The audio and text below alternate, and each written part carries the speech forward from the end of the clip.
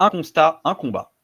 Dans un monde où une information en chasse une autre, de crise en crise, toujours ramené dans le présent, bienvenue dans la zone libre pour prendre un peu de hauteur. Dans une société de plus en plus dysfonctionnelle confinant à la dystopie, pour éviter le pire, un constat, un combat. Aujourd'hui, en partenariat avec la revue Disruption, la revue libre de juin, partie 2.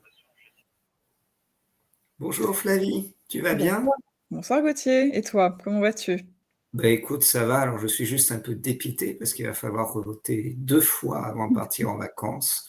Ça va quand même, c'était inattendu et déjà que voter aux européennes, c'était compliqué, mais alors voter Ouais, là, c'est beaucoup demandé, les électeurs, mmh, bon, c'est beaucoup demandé, c'est vrai, surtout sur des j'ai week-ends, l'impression que c'est une de forme de Pâques. punition, que maintenant Mmh quand on vote mal, on nous fait revoter. et 2 fois, pour 2 tours.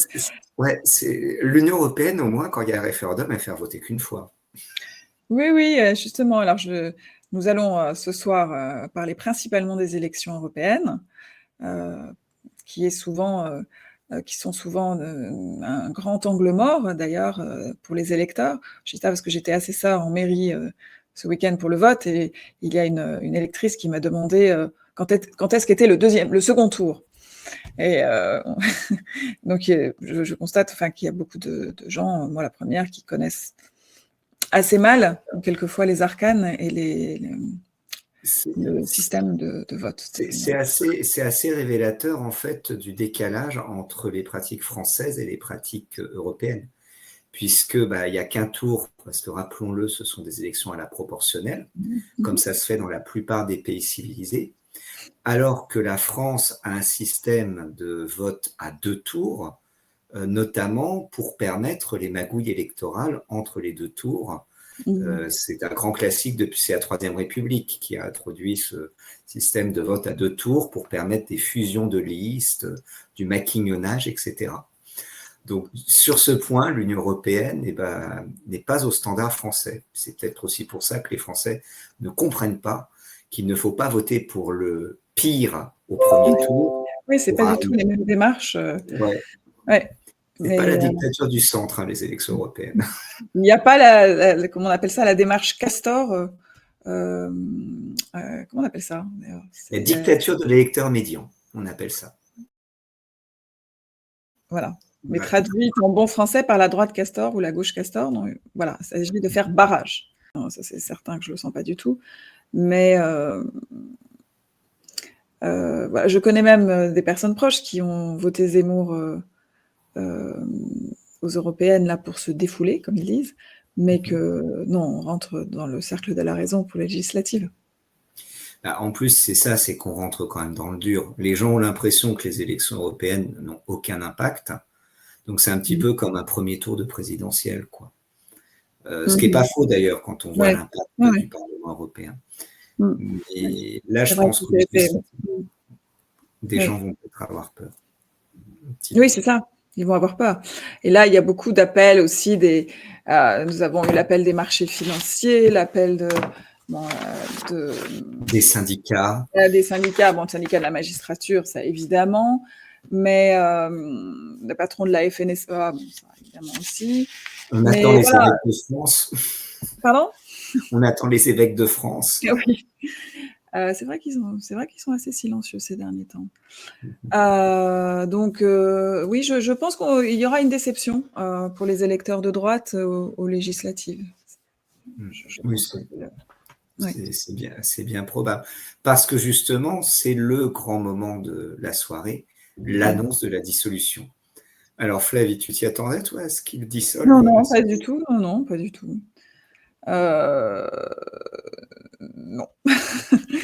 Après, je pense qu'il a toujours besoin de là, c'était assez humiliant, donc il a besoin de reprendre la main et de tenter un coup. Faut savoir, je sais pas quels sont les calculs, je sais pas si ça a été spontané. On dit que ça a été spontané, bon, c'est impossible à savoir. Heu, Après ça peut être aussi, ce projet éventuel de cohabitation peut être le baiser de la mort pour le Rassemblement national. Ils seront L'idée peut-être aussi est de démontrer qu'ils sont incapables, on leur mettra beaucoup de bâtons dans les roues, de développer leur programme et leurs promesses. C'est vrai qu'il faut se rappeler qu'il y a eu 2 dissolutions majeures dans l'histoire. Alors bon, il y en a eu 3 avec celle de mai 68, où là c'était face à une crise majeure. En fait, le gouvernement gaulliste qui avait voulu reprendre la main en appelant à la raison, d'une certaine manière. C'était moi ou le chaos. Il y avait eu la dissolution de 86, où là, Mitterrand avait, effectivement fait le baiser de la mort à Jacques Chirac, en le laissant s'user 2 ans en tant que Premier ministre. Et il y a la dissolution de 98 de Jacques Chirac, suite au 97, suite au mouvement social contre la réforme des retraites et au patinage général, qui avait dissous l'Assemblée nationale. Je me demande vers quel modèle en fait s'oriente Emmanuel Macron. Il y a un côté très 68, moi ou le chaos, en termes de psychologie, mais un plus 86 en termes de stratégie. Qu'est-ce que tu entends par plus 86 ? 86 avec cette idée, comme reprendre ton idée, que le but est que le Rassemblement national s'use au pouvoir. Ah oui, d'accord. Mais j'avoue que moi, ce qui me dérange dans les 2 cas, c'est que j'ai l'impression que l'époque a changé quand même. Parce que ça soit en 68, on était à la fin des 30 Glorieuses. En 86, on était face à une situation qui était plutôt une situation de désescalade d'un point de vue géopolitique et d'affirmation de ce qu'on allait appeler bientôt la mondialisation. Tandis que là, on est quand même dans une phase d'effondrement généralisé, que ce soit géopolitique avec les difficultés de l'OTAN en Ukraine, ou que ce soit économique avec la mondialisation qui ne fonctionne plus. Donc je me demande si c'est pas quand même un scénario extrêmement risqué. Alors, je ne sais pas, parce que quand on dit que la mondialisation ne fonctionne plus, ça dépend pour qui, ça dépend comment, ça dépend dans quelle bulle sociale, territoriale, cognitive. Je sais que j'entends ça, mais bon, pour l'instant, elle continue quand même. Alors, elle est très critiquée, elle est en crise, mais dire que c'est la fin de la mondialisation, je ne suis pas encore certaine que ce soit ça. Et je vois que les gens sont très, très perdus, en fait, pour analyser ce qui se passe. Et je le vois autour de moi,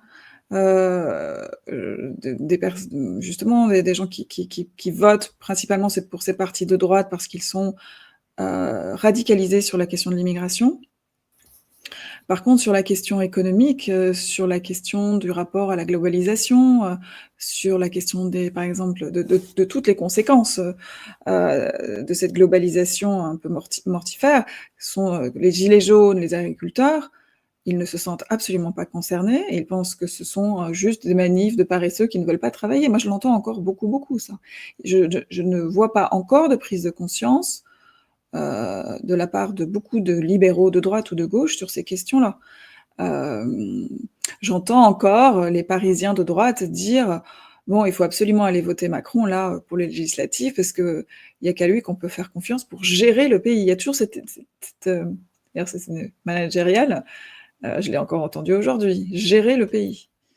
Je réponds, gérer le pays, même en termes managériels, avec 3 000 milliards de dettes et un commerce extérieur à je ne sais plus combien, enfin des chiffres astronomiques, vous appelez ça même gérer le pays. Là, il n'y a plus de réponse. C'est là où la situation est quand même vraiment critique par rapport aux années 80, quoi, parce que, comme tu le dis, il y a aussi une radicalisation sur la question de l'immigration.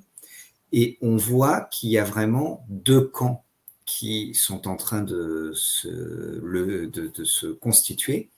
Il y a d'un côté, alors je pense que dans les 31,5% des électeurs du Rassemblement national, il n'y a pas tant de radicalisés que ça, en fait. Qu'est-ce que tu appelles la radicalisation, alors, précisément ? C'est-à-dire des gens qui veulent vraiment, qui ont mordu dans la rhétorique de la guerre ethnique, en fait. Dans de la fracture identitaire qui est irréconciliable, etc., etc. Mais on voit également que dans la France insoumise, il y a une partie de l'électorat qui a aussi basculé dans cette direction. Et ça rappelle beaucoup ce qui s'est passé aux États-Unis avec le mouvement Black Lives Matter, où d'abord il y avait la condensation de 2 groupes vraiment qui considéraient chacun qu'en fait l'affrontement était inévitable et que cet affrontement allait décider de leur survie respective.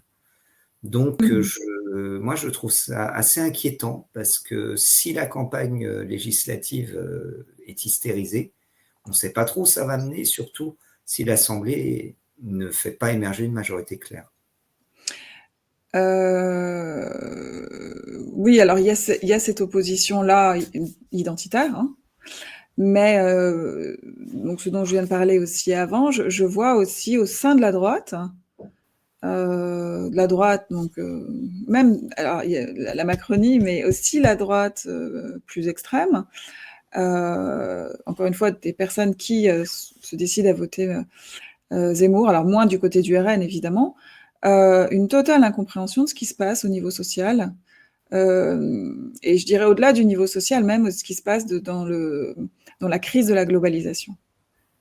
Et quand j'essaye d'en parler, je me heurte à un mur, c'est-à-dire que même les faits devraient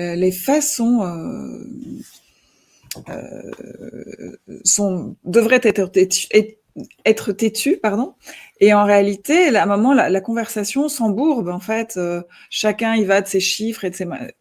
Il y a des bulles cognitives qui sont étanches. C'est un rapport à la réalité que je trouve très troublant. Mais c'est peut-être qu'en fait, l'ensemble de nos sociétés vivent dans des bulles depuis des décennies. Il y a une bulle énergétique avec une énergie pas chère.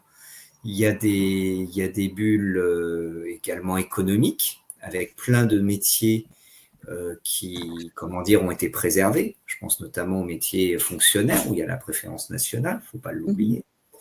Et donc, les gens vivent dans toute une série de bulles.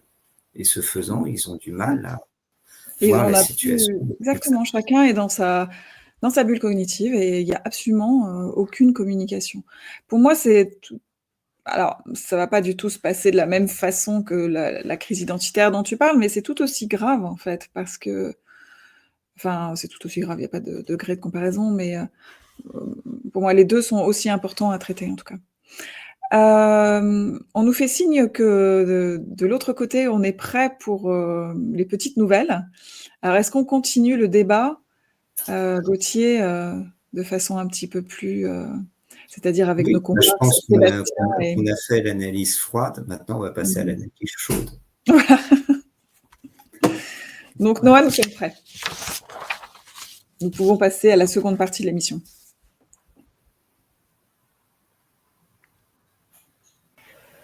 Nous allons donc préparer la session un peu plus débat, disons bon enfant et détendu, après avoir marqué une courte pause le temps de la préparer. Merci de votre patience à tous. D'accord.